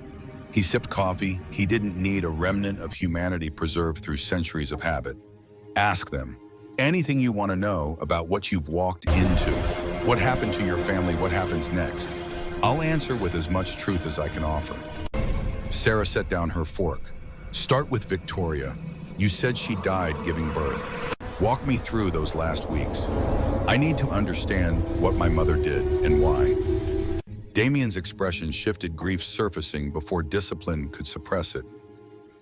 When he spoke, his voice carried the weight of memory relived too many times. "Victoria discovered she was pregnant 3 weeks before Grace poisoned her. We'd been planning to turn her. The process of becoming vampire requires stopping. The heart introducing our venom, letting it rewrite cellular structure. It's agonizing and not without risk, but Victoria wanted immortality. Wanted to raise Gabriel alongside me, rather than watch from the sidelines while age took her and left us behind." He paused, collecting words that had lived in his mind for a decade but rarely escaped into speech. Grace found out about the pregnancy before we did. She'd been monitoring Victoria, I realize now, tracking her movements, listening to phone calls, building a case that her sister was being controlled by vampire influence. When the pregnancy test came back positive, Grace panicked. She believed correctly from a certain perspective that a half-vampire child was an abomination, something that shouldn't exist. Sarah's coffee had gone cold. She didn't reach for it. Grace had access to family archives that detailed vampire physiology weaknesses, methods of execution. Somewhere in those texts, she found references to enchanted silver, a weapon supposedly lost to history. I still don't know where she acquired it. The formula was burned during the Vampire Hunter Treaty of 1823. Every written copy destroyed every smith who knew the process executed. But Grace got her hands on it somehow. Damien stood crossing to the window, speaking to the forest rather than Sarah. She brewed it into tea, chamomile, Victoria's favorite. Delivered it herself one afternoon when I was handling council business. Sat with her sister, watched her drink. It probably told herself she was saving Victoria from a monster. The silver bonded with the pregnancy hormones, created a compound that attacked Victoria's immune system while simultaneously preventing the fetus from developing properly. By the time Victoria started showing symptoms, fever, nausea, cellular degradation, it was too late to reverse. Why didn't you turn her and stop the process? Because turning someone who's pregnant kills the child instantly. The venom rewrites everything, recognizes the fetus as foreign material, and purges it. We tried experimental treatments, blood transfusions, drugs that don't exist in human hospitals. Nothing worked. The only option was to let the pregnancy continue and hope Victoria's body could filter enough silver to keep Gabriel viable. He turned back to face her, and Sarah saw something in his expression she hadn't expected. Not anger at Grace, but sorrow that encompassed everyone caught in the tragedy's gravitational pull. Victoria lasted 8 months. Gabriel was born underweight, struggling to breathe but alive. Victoria held him for 6 minutes, long enough to name him, to make me promise I'd raise him with love, rather than duty, to ask me to forgive Grace, because her sister had acted out of love, even if that love was misdirected. His voice cracked on the last word, barely perceptible, but there. Then her heart stopped, and I became a single father to the only half-vampire hybrid in existence. Sarah found her voice after a silence that stretched too long. Grace knew what she'd done. That's why she ran. She figured it out in the 7th month. Showed up at the castle gates, demanded to see. Victoria tried to confess and beg forgiveness. Victoria refused to see her. Made me promise again, always promises with Victoria, that I wouldn't harm Grace, wouldn't hunt her, would let her live with the consequences. So I did. I set Grace up with money documents, a new identity. Watched from a distance as she started over in Portland. Married your father had you. When the hunters found her 19 years later, I tried to intervene. Arrived too late. Did she have the formula? When she died, Damien's jaw tightened. The hunters thought so. They tortured her for 3 hours before staging the accident. Whatever she knew, she took to her grave rather than give it up. I searched her apartment, her storage unit, every place she'd lived in the previous decade. Found nothing. Assumed the formula died with her and the threat ended. Until last night. Until last night, when someone used freshly forged enchanted silver on my son. Which means either Grace lied about destroying her copy, or someone else has access to sources we thought extinct. A soft chime interrupted them. Damien glanced at his tablet, expression shifting from grief to sharp focus in the span of a breath. The research specialist I mentioned last night, she's found something. He pulled up files on the tablet, turning it so Sarah could see.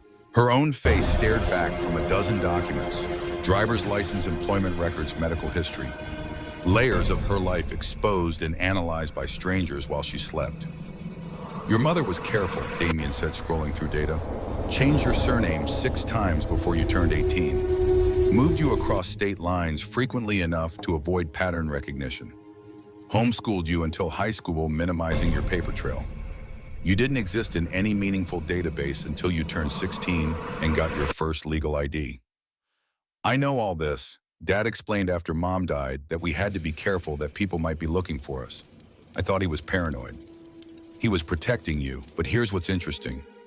Damien expanded a document that looked like a genetic analysis. 3 months ago, you donated blood at a Swedish medical center drive. Standard procedure happens dozens of times daily, except your blood triggered flags in their screening process. Unusual protein markers, cellular anomalies that didn't match any known condition. The technician flagged it for further study, sent samples to a research lab. Sarah's stomach dropped. What kind of anomalies?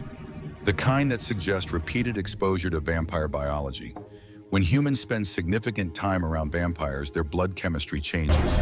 Subtle shifts in antibody production, minor alterations to cellular metabolism. Nothing dangerous, but distinctive enough that trained observers can identify it. Your blood showed these markers despite you claiming no knowledge of vampire existence until last night. That's impossible. I've never...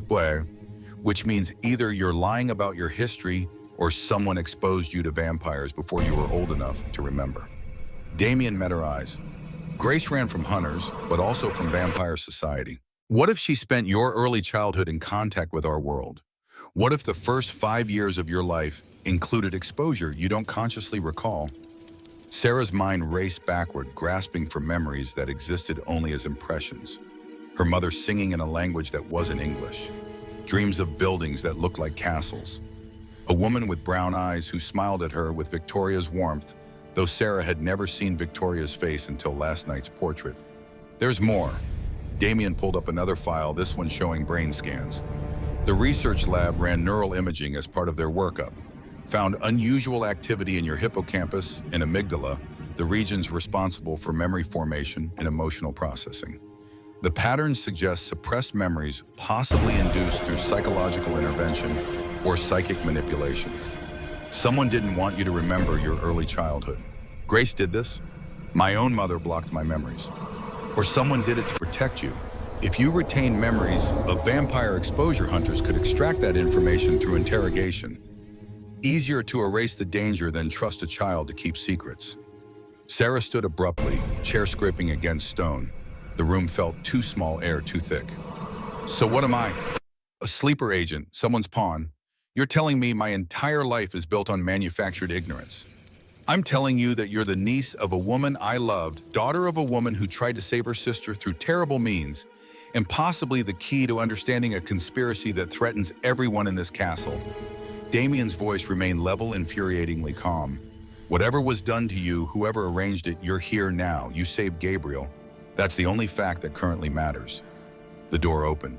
Gabriel stood in the threshold, still wearing medical scrubs too large for his frame, one hand gripping the doorframe for support. His amber eyes found Sarah, immediately relief flooding his features. You came back. Dad said you would, but I wasn't sure if... His voice caught residual fear from abandonment issues Sarah recognized from her EMT days. Kids who'd lost parents never quite trusted promises of return. She crossed to him, instinctively kneeling so they were eye level. I promised I'd be here before you finished breakfast. I keep my promises. Gabriel studied her face with the kind of intensity that suggested he was looking for something specific and some marker of authenticity that would confirm she was real rather than dream. Finally satisfied, he nodded. Good, because I need to show you something. In the library, something Mom left that I think is meant for you. Sarah glanced at Damien, who'd risen from his seat, already moving toward them. What kind of something? Her journal. The real one, not the official records. She kept it hidden in the library's restricted section. I found it last year but couldn't understand parts of it. But now you're here and maybe... He looked between them, certainty replacing hesitation. Maybe it will make sense. The library existed 3 floors below the main castle, carved into mountain bedrock, with the same precision that suggested vampire engineering merged with something older. Books lined walls that stretched up 30 feet, accessible via spiral staircases and floating platforms that moved through space without visible support. The air smelled of paper and leather and time, that particular perfume libraries develop when knowledge accumulates long enough to develop sentience. Gabriel led them to a section marked with symbols Sarah couldn't read, reaching behind a thick volume on vampire political theory to trigger some hidden mechanism. A panel slid aside, revealing a compartment that held a single leather-bound journal. Mom told me where to find this, in my dreams. Gabriel pulled it out with reverence, handling it like sacred text. She said when the time came when Sarah appeared, I should show her, that you'd understand things Dad couldn't. Damien's expression suggested he wanted to object to being excluded from Victoria's confidence, but he remained silent as Gabriel opened the journal and a page marked with a ribbon. Victoria's handwriting filled the paper elegant script that flowed with the confidence of someone writing for specific eyes rather than general audience. Sarah read words that seemed to reach across a decade of death. If you're reading this, Gabriel has found you. My Sarah, Grace's daughter, the girl I met when she was 3 years old before everything fell apart, before my sister tried to save me and destroyed us both. I need you to understand something. Grace never told you something Damien doesn't know, because I couldn't explain it without revealing truths that would have endangered everyone. The formula for enchanted silver wasn't something Grace found in family archives. It was something I gave her. Sarah's hands began to shake. Damien moved closer, reading over her shoulder, his stillness more ominous than any reaction. I was dying before Grace ever poisoned me. The pregnancy triggered a genetic condition that exists in the Mitchell bloodline, passed through women dormant until activated by specific circumstances. My grandmother died of it, my great-grandmother. Going back 6 generations, every woman who tried to carry a hybrid child to term. Grace didn't know I kept it from her because I knew she'd try to stop me from getting pregnant in the first place. When I realized I was dying, I made a choice. I could let the disease kill me and the baby, or I could use the silver to stabilize the pregnancy while sacrificing my own life. The formula I gave Grace was incomplete, a version that would slow the deterioration rather than cure it. I told her it was a weapon against Damien, played on her fears, manipulated her into administering it, because she'd never have agreed if she knew the truth. Grace didn't kill me. I killed myself using her love as the weapon. And I've lived with that guilt in whatever comes after death, knowing my sister spent 19 years believing she murdered me, running from hunters and vampire society because of a lie I constructed. The journal entry continued across several pages detailing Victoria's calculations, her decision to sacrifice herself to give Gabriel a chance at life, her arrangements to protect both Grace and Sarah from the fallout. Near the end, the handwriting became shakier. Written in what must have been Victoria's final hours, Sarah. If you're reading this, it means the timeline I foresaw has manifested. Gabriel needs you, not because of bloodline or family obligation, but because you carry something in your genetic code that can stabilize his hybrid nature. When I held you as a toddler, I could feel the same resonance I felt with Grace, but stronger. You're the bridge between human and vampire biology in ways even you don't understand yet. The formula for true enchanted silver is encoded in a lullaby my mother sang to me, that I sang to Grace, that Grace sang to you. Your suppressed memories contain the key. When the time comes when Gabriel's life depends on it, the song will surface. Trust the melody, trust yourself, and please, please forgive my sister for believing a lie I needed her to believe. With love that transcends death, Victoria. Sarah closed the journal with trembling hands. The implications cascaded through her mind, rearranging everything she'd understood about her family. Her mother's guilt, the trajectory of her own existence. Grace hadn't killed Victoria. Victoria had orchestrated her own death and let Grace carry the blame. And somehow, impossible as it seemed, Victoria had known about Sarah, had met her, had planned for this moment before dying. The lullaby, Gabriel's voice broke the silence. You know it, don't you? The one that goes. He hummed a melody that triggered something deep in Sarah's memory, neurons firing in patterns that felt like archaeology excavating what had been deliberately buried. The words came unbidden, surfacing in a language Sarah didn't consciously speak, but her mouth shaped with native fluency, silver blessed in lunar light, 3 parts ash to 1 part night, bound by thorn from ancient tree, sealed by blood of family. More verses followed, technical instructions disguised as nursery rhyme, the complete formula for enchanted silver encoded in rhythms designed to bypass conscious memory and embed directly into childhood neural pathways. Sarah sang it through to the end, her voice cracking on the final line, tears streaming down her face as memories surfaced. Victoria holding her Grace, watching with something between love and terror, a castle that looked exactly like the one she stood in now. Damien had gone utterly still. You remember? I remember. The words felt like confession, like wound opening. Grace brought me here, before everything happened, before the pregnancy, before the poisoning. I was 3 years old. Victoria held me and said I was special, that I'd grow up to help Gabriel when he needed me most. Then something happened, an argument, Grace grabbing me, running. The memories were erased, but the song remained because it was embedded too deep to remove. Drake's voice came from the library entrance, urgent and controlled. "Sire, we've located Castellan. He's at an abandoned warehouse on Pier 19. Infrared shows multiple heat signatures inside at least 20 individuals, human and vampire signatures mixed. He's not alone, and they appear to be manufacturing something." Damien's expression hardened into the mask Sarah recognized from last night, the king replacing the grieving widower. Manufacturing enchanted silver. He has the formula. Or he has someone who knows it. Drake's gaze flickered to Sarah. The question is how he obtained it, unless he's been monitoring Sarah for months, waiting for her memories to surface. Damien pulled out his phone, already coordinating. "How many of our people can we mobilize in the next hour?"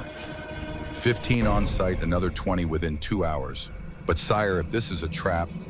"It's absolutely a trap. He wants me to come, personally wants to force confrontation away from the castle, where his council allies can't interfere. Which is exactly why we're going to give him what he wants." Damien turned to Sarah. "You're staying here, under guard. Whatever Castellan is planning, it involves you and Gabriel. Separating you is the objective."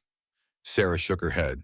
"If he's making enchanted silver, he needs to test it, needs to verify the formula works before manufacturing at scale. And the only way to test it is against vampire physiology." She met his eyes. "You walk in there, you're the test subject.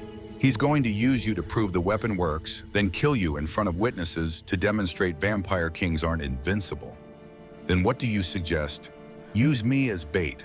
Let him think I'm vulnerable, that I've been retrieved from the city for questioning. He'll come for me here, where you control the terrain, rather than us walking into his prepared battleground." Gabriel grabbed her arm. "No, I just found you. You can't..." "I'm not going anywhere." Sarah knelt beside him again, hands on his shoulders. "But sometimes the safest place is the eye of the storm. Your father built this castle to withstand sieges. Pier 19 is open ground with no defenses. Tactically forcing Castellan to come to us, rather than us going to him, is the smarter play." Damien studied her with new assessment, seeing past civilian to strategist. "You've thought about this? About how to survive when predators hunt you?" "Grace taught me. Hide in plain sight, make them come to you, use their assumptions against them. I've been running my entire life without understanding why. Maybe it's time to stop running and start fighting." Drake's phone buzzed with incoming data. His expression shifted from professional concern to alarm. "Sire, we have a problem. Thermal imaging shows the warehouse heat signatures moving. Multiple vehicles departing in convoy formation, heading toward the dimensional roads. They're coming here. How long? 40 minutes if they use the direct routes, less if they know the shortcuts." Damien's hand found Sarah's elbow grip, gentle but inexorable. "Drake, full castle lockdown. All civilians to safe rooms, combat teams to defensive positions. Council members confined to quarters until we've neutralized the threat." He pulled Sarah toward the exit. "You wanted to fight. You're about to get your wish." The castle transformed around them, centuries-old stone, revealing modern warfare infrastructure. Blast doors sealed corridors. Automated weapon systems emerged from hidden panels. Vampires moved with military precision, donning tactical gear that looked like something from science fiction weapons that hummed with energy Sarah couldn't identify. Within 10 minutes, the castle had become a fortress preparing for siege. Damien installed Sarah and Gabriel in what he called the Secure Heart, a reinforced chamber 3 levels below ground, surrounded by walls thick enough to withstand explosives, warded with protections that made Sarah's teeth ache just standing inside them. Drake assigned 6 guards who looked like they could bench press cars, positioning them with overlapping fields of fire. "Stay here. Don't open the door for anyone except me or Drake. If you hear fighting, if the power fails, if anything happens, there's an emergency tunnel behind that bookshelf. Follow it 3 miles northeast. It surfaces in a state park where you can signal for help." Sarah caught his wrist before he could turn away. "You're going to face him, Castellan. You're going to make him come through you to get to us. That's what kings do, protect their own. That's what martyrs do, get themselves killed proving points." She tightened her grip. "Gabriel needs his father. Don't throw your life away because you feel guilty about Victoria. Something flickered in Damien's eyes, old pain rising before discipline suppressed it. 400 years I've walked this earth, watched empires rise and fall, loved people who aged and died while I remained. I'm tired, Sarah. So tired of politics and violence and the weight of responsibility.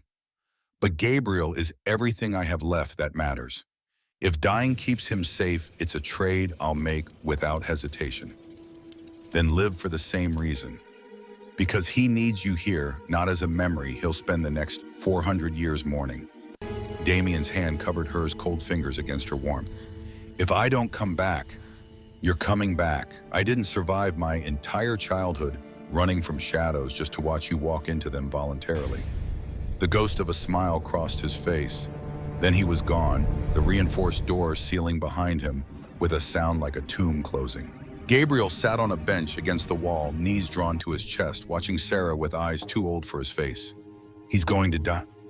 I can feel it. The future branches, and in most of them, Dad doesn't survive the next hour. Sarah crossed to him, sinking onto the bench. Most isn't all. Which branch are we in? I don't know yet. The futures keep shifting based on choices people make. But his voice dropped to whisper. Mom's here. I can feel her. She's trying to tell me something, but I can't hear clearly enough. It's like listening to someone underwater.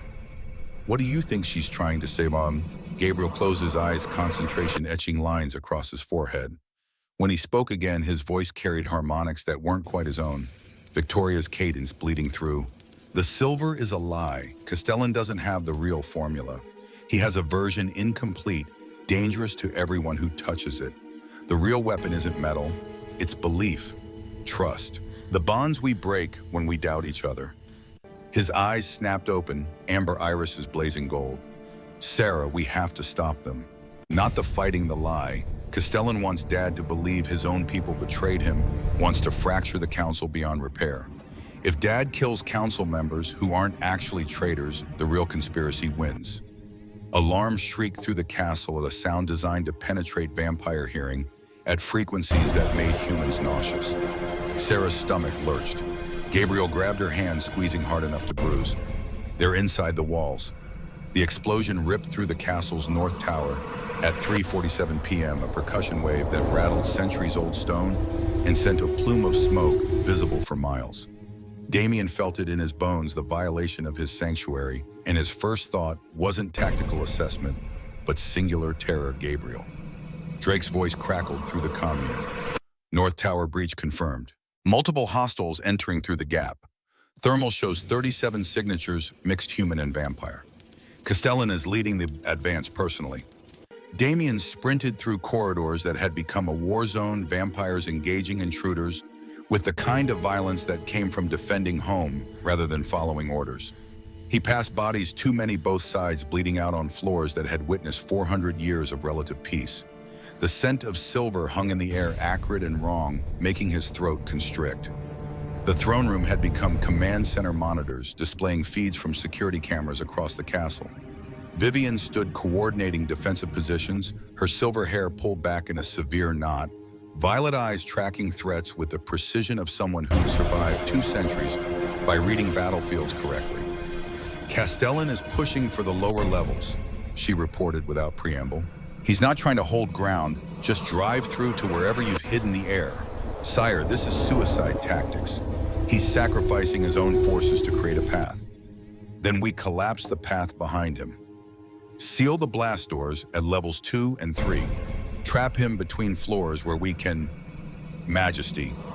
Kane emerged from a side entrance, in armor scored with burns, face grim. Castellan has an amplification device, something that's boosting the silver's potency. Our people are dropping from exposure that should only cause minor burns. We need to shut down whatever he's powering before we lose half the castle guard. Damien pulled up schematics on the central screen. Where's the power source? Engineering level, sub-basement 4. He planted it before the attack, probably during the chaos after Gabriel's rescue. Time charge remote activation. Take a team, disable it. I'm going after Castellan. Kane hesitated, something shifting in his expression. Damien, I know we've had our differences, but I've served this throne for 200 years. I won't let it fall because we were too proud to trust each other. Then prove yourself. Shut down that device. Kane snapped a salute and vanished into the smoke. Damien turned to Vivian. How long until they reach the secure heart? 10 minutes? Maybe 8 if they burn through our defensive lines faster than projected. Get me there in 5. The dimensional roads inside the castle were emergency systems, spatial folds that allowed defenders to move between critical locations without traversing normal space. Damien stepped through a shimmering portal and emerged 3 levels down directly into a firefight. Castellan stood at the center of his forces, directing them with the calm of someone orchestrating a symphony rather than a slaughter. He'd aged since Damien had last seen him at close range, stress-adding lines even vampires couldn't fully suppress, but his eyes burned with the conviction of someone who believed absolutely in the righteousness of his cause. Damien, I was wondering when you'd stop hiding behind subordinates and face me yourself. Damien drew the blade he carried for ceremonial purposes that had become suddenly practical, silver-edged steel that had tasted blood in wars that predated the United States. You've committed treason, attacked your own people, killed vampires you swore to protect. For what power ideology? For survival. Castellan gestured to the carnage around them. You've made us weak, coddling humans, making treaties with hunters, allowing half-breed abominations to carry the royal bloodline. Our species is dying because you're too sentimental to make hard choices. Gabriel is my son, not an abomination. Gabriel is a mistake that will doom us all if he inherits the throne. His human blood makes him vulnerable to every weapon in the hunter arsenal. His existence proves that vampires can breed with cattle, which undermines the fundamental separation that keeps us apex predators rather than evolutionary dead ends. Damien felt ancient fury rising, the kind that had made him dangerous before he'd learned to temper violence with wisdom. You want the old ways, fine. I challenge you. Single combat. Winner takes the throne, loser gets nothing but a quick death. Castellan smiled, a predator's expression that held no warmth. I was hoping you'd say that. The circle formed instinctively, both sides pulling back to create space. This was vampire law, older than written language. Conflicts resolved through personal combat when political solutions failed. The outcome would bind both factions regardless of individual sympathies. They circled each other, centuries of accumulated skill, reading stance and micro-movements. Castellan struck first blade, whistling through air, where Damien's throat had been a microsecond earlier. Damien countered, low, forcing Castellan to leap, creating an opening that Damien exploited with a strike that drew first blood. Silver burned where it touched Castellan's ribs. He hissed, but didn't retreat, pressing forward with combinations that spoke of military training and actual combat experience. Damien defended, letting muscle memory handle the mechanics while his mind worked the larger problem. This was theater. Castellan wanted this fight. Public wanted witnesses to see the old king fall to someone who represented the values they'd abandoned. Win or lose, the council would fracture. Vampires who'd been loyal to Damien out of respect would question whether that loyalty was justified.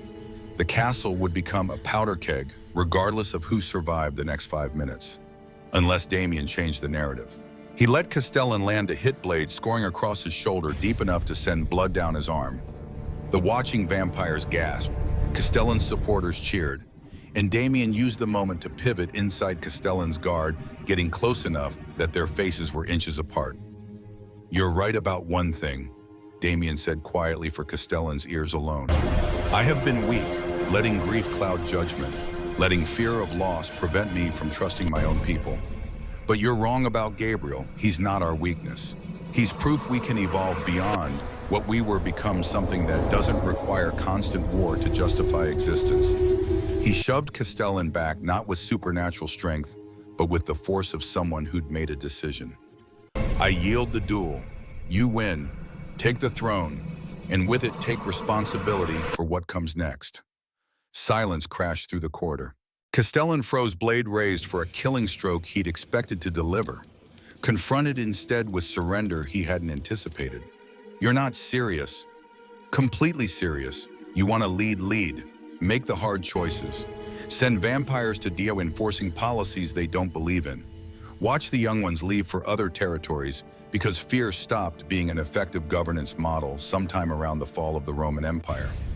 Discover that being king is less about power and more about grinding yourself down, trying to balance impossible demands from people who will never be satisfied. Damien dropped his blade, the clang of steel on stone deafening in the quiet. I'm tired, Castellan.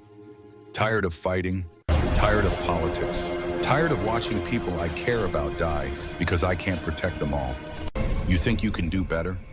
Prove it. I'll step aside, voluntarily. No coup required. Castellan's expression cycled through confusion, suspicion, calculation. This is a trick. This is exhaustion. 400 years of it. Damien turned to address everyone watching. Hear me? I, Damien Sinclair, abdicate the throne effective immediately. Castellan has won by virtue of my surrender. The crown passes to him, along with all responsibilities, all burdens, all impossible choices that come with ruling people who are too stubborn to admit they need leading. He started walking toward the secure heart, each step feeling lighter than the last. Behind him, chaos erupted, vampires shouting questions, Castellan trying to restore order, the whole carefully constructed hierarchy collapsing into disorder. Drake appeared at his side, materializing from shadows. Sire, what are you doing? Choosing my son over politics. Should have done it years ago. But the castle will survive without me. They always do. Kings are replaceable, fathers aren't. The secure heart's door responded to Damien's biometrics, massive locks, disengaging with hydraulic precision.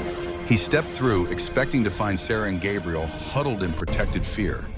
Instead, found them standing in the center of the room, Gabriel's eyes blazing full gold, the air around him vibrating with power that made reality shimmer. Dad! Gabriel's voice carried that strange harmonic overlay, Victoria's presence layered beneath. Castellan's formula is fake. The silver he's using is poisoned. It kills vampires and humans both. Everyone who touches it is dying. You have to stop them from manufacturing more. Sarah stood beside Gabriel, one hand on his shoulder, grounding him. We figured it out. The lullaby Victoria taught me, it's not just the formula, it's also the antidote. The real enchanted silver can be neutralized if you know the counter melody.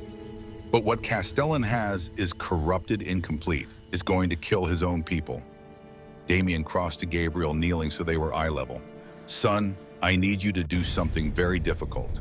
Can you use your power to broadcast a message to every vampire in the castle simultaneously? Gabriel nodded, concentration etching lines across his young face. What message? That the war is over, that I've abdicated, that anyone who wants to leave can do so without consequence, and that the silver Castellan is using will kill them if they don't get medical treatment immediately. Power surged Gabriel's consciousness, expanding outward in waves Damien could feel rippling through the castle's bones. When Gabriel spoke, his voice echoed in the minds of every vampire within a mile radius. The king has abdicated. Castellan won. But the silver is poison to everyone. Stop fighting, seek medical aid, before it's too late. The effect was immediate. Through security feeds, Damien watched combat cease, vampires on both sides staggering as the message penetrated their awareness. Castellan's forces began dropping silver burns, spreading faster than normal healing could compensate. Within 90 seconds, half of them were unconscious. Castellan himself appeared on the monitor, outside the secure heart, face twisted with rage, and something else, fear, as he realized the weapon he trusted was killing his own army. He pounded on the door, silver-coated fists, leaving burns on reinforced steel. Open this door, face me like the king you claim to be. Damien opened it. Castellan lunged, blade raised, murder in his eyes. Gabriel's power lashed out, telekinetic force that lifted Castellan off his feet and slammed him against the corridor wall hard enough to crack stone. The blade clattered to the floor. You hurt my family. Gabriel's voice, still layered with Victoria's harmonics, carried the absolute certainty of someone pronouncing judgment. You tried to kill my father. You poisoned your own people. For what power you don't understand. A throne you are not capable of holding. Castellan struggled against the invisible grip veins standing out on his neck. The boy speaks. How terrifying. I'm sure that will comfort you when human governments discover your existence and exterminate you like the parasites you are. Sarah stepped forward, pulling something from her pocket, the silver coin the hunter had left at her diner. You wanted the formula so badly. Here, take it. She tossed it at Castellan's feet.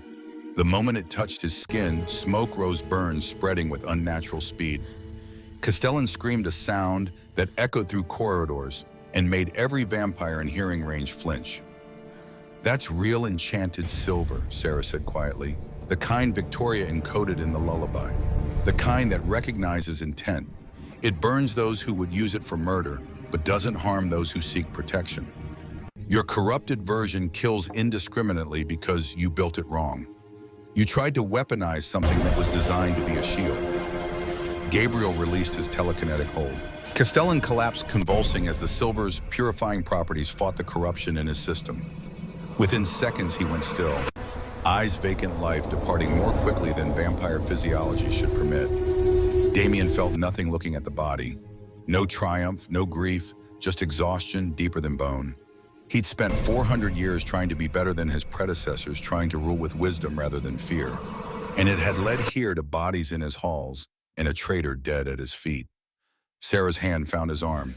"You did the right thing, abdicating, choosing Gabriel. I chose exhaustion. There's a difference, a behemoth. No, you chose what mattered over what was expected. That's courage, not weakness." Gabriel wrapped his arms around Damien's waist, small body trembling with residual power and fear and relief. "You're not leaving, are you? You said you abdicated, but that doesn't mean you're going away, right?" Damien held his son, burying his face in the dark hair that smelled of hospital antiseptic and childhood shampoo. "I'm not going anywhere. We'll figure this out together. The three of us." Sarah met his eyes over Gabriel's head, question implicit. Damien nodded, answer given without words. Whatever happened next, they'd face it as something close to family. Drake appeared with a medical team already triaging the wounded. "Sire, apologies Damien, we've secured the castle. Castellan's remaining forces have surrendered. Kane disabled the amplification device. Casualties are significant. We lost 43 vampires, mostly younger ones, who took concentrated silver exposure. Another 60 are in critical condition. Get them treatment. Use whatever resources necessary. And Drake?" Damien stood, Gabriel still clinging to him. "Stop calling me sire. I meant what I said. I'm done being king. The council will need to convene, determine succession. You can't just walk away from 400 years of infrastructure. Watch me."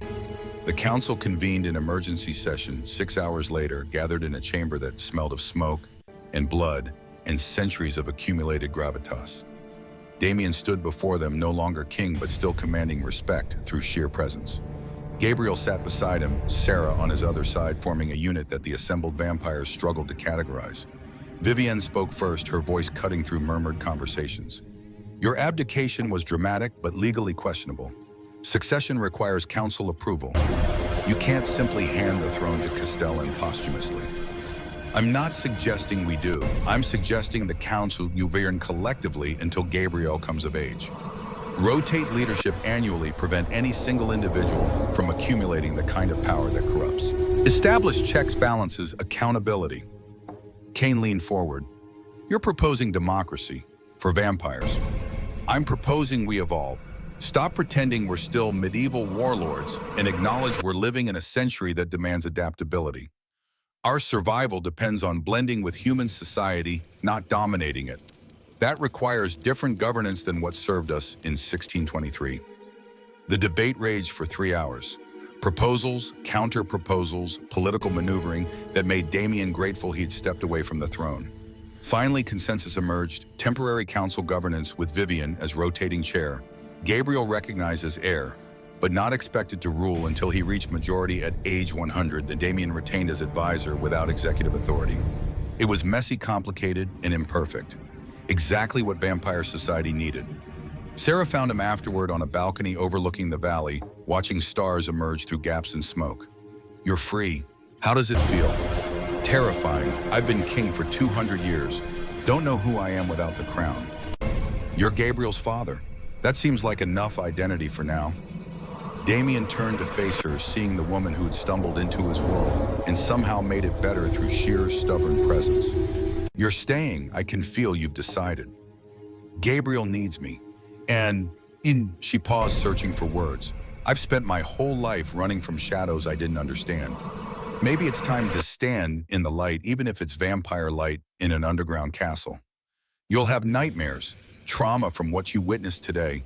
Humans aren't built to process this level of violence. Good thing I know a 400-year-old vampire who's probably seen worse. Maybe we can have nightmares together, make them less lonely. Something in Damien's chest calcified by grief and duty cracked. Not breaking, but opening, letting in possibility he thought died with Victoria. I don't know how to do this.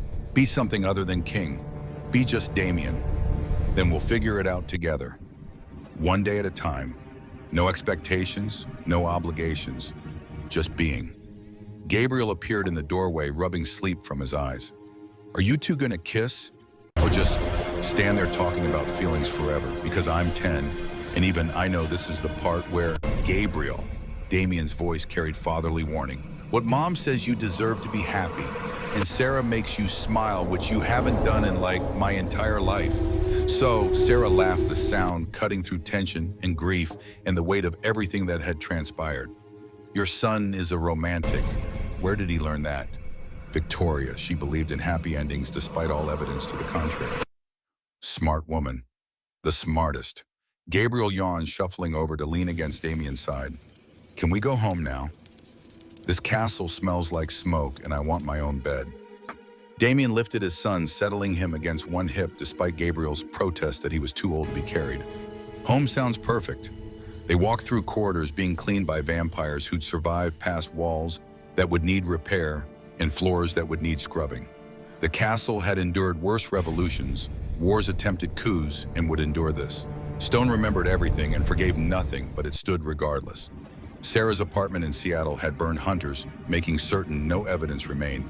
So her possessions consisted of the clothes she'd worn 2 days ago and nothing else. Damien set her up in the guest wing rooms that overlooked the forest and received actual sunlight during the day. I'll need to find work, she said, examining the space that was bigger than her entire previous apartment. Can't exactly commute to Swedish medical from a castle in the mountains. The castle has a medical facility. Dr. Chen needs assistants who understand human physiology. The pay is sufficient. Is this charity? This is practicality. We have a hybrid heir whose medical needs are unprecedented. Having someone on staff who understands both species makes tactical sense. Sarah studied him, reading subtext. You want me here, not just for Gabriel, for you. I'm 400 years old. I don't want things. I accept realities and adjust accordingly. That's the saddest thing I've ever heard. That's the most honest thing I've said in decades. She crossed to where he stood in the doorway, close enough that he could feel her warmth, her humanity, her stubborn refusal to be intimidated by ancient predators. Then here's reality. I'm staying because I choose to, because Gabriel matters, because you matter, because for the first time since my mother died, I feel like I've found something worth staying for. Damien's hand lifted, hovering near her face, centuries of restraint, warring with the simple human desire for connection. I don't know how to do this. How to be someone who caught his hand, pressing it to her cheek. Then we learned together. No pressure, no expectations, just possibility. Gabriel's voice drifted from his bedroom down the hall. You're definitely going to kiss now, right? Because the dramatic tension is killing me and I'm trying to sleep. Damien closed his eyes, torn between exasperation and affection. Your son has no sense of timing. Your son has perfect timing. He just knows you need permission. Sarah's smile was soft understanding. So here it is. Permission to be human, even if you're not technically human anymore. Permission to want things. Permission to let yourself heal. The kiss, when it came, was gentle, tentative, a question rather than answer. And when they parted, Damien found himself smiling for the first time in 10 years, genuine emotion rather than political performance. We're going to figure this out, Sarah whispered. Together, Damien agreed. Gabriel's cheering echoed through the halls. 6 months later, the castle had found its rhythm. Council governance proved chaotic, but functional, forcing vampires to debate policy rather than enforce edicts. Gabriel attended both human school remotely and vampire tutoring, bridging worlds with increasing confidence. Sarah ran the medical facility with efficiency that made Dr. Chen grateful, treating everything from silver burns to existential crises with equal competence. And Damien discovered what it meant to be something other than king. He taught Gabriel to fight old combat forms passed down through centuries. He walked with Sarah through forests that stretched beyond dimensional boundaries, talking about everything and nothing. He attended council meetings as advisor, offering perspective without demanding authority. He slept without nightmares for the first time since Victoria's death. Life, he realized, continued, even for those who'd stopped believing it could. The morning Sarah found him in his study, he was reading reports on hunter activity across the Pacific Northwest. She leaned against the door frame, coffee in hand, watching him with fond exasperation. "You abdicated. You're not supposed to still be working." "I'm researching. There's a difference." "There's really not." She crossed to his desk, setting coffee beside his elbow. "Gabriel wants to show you something. In the garden.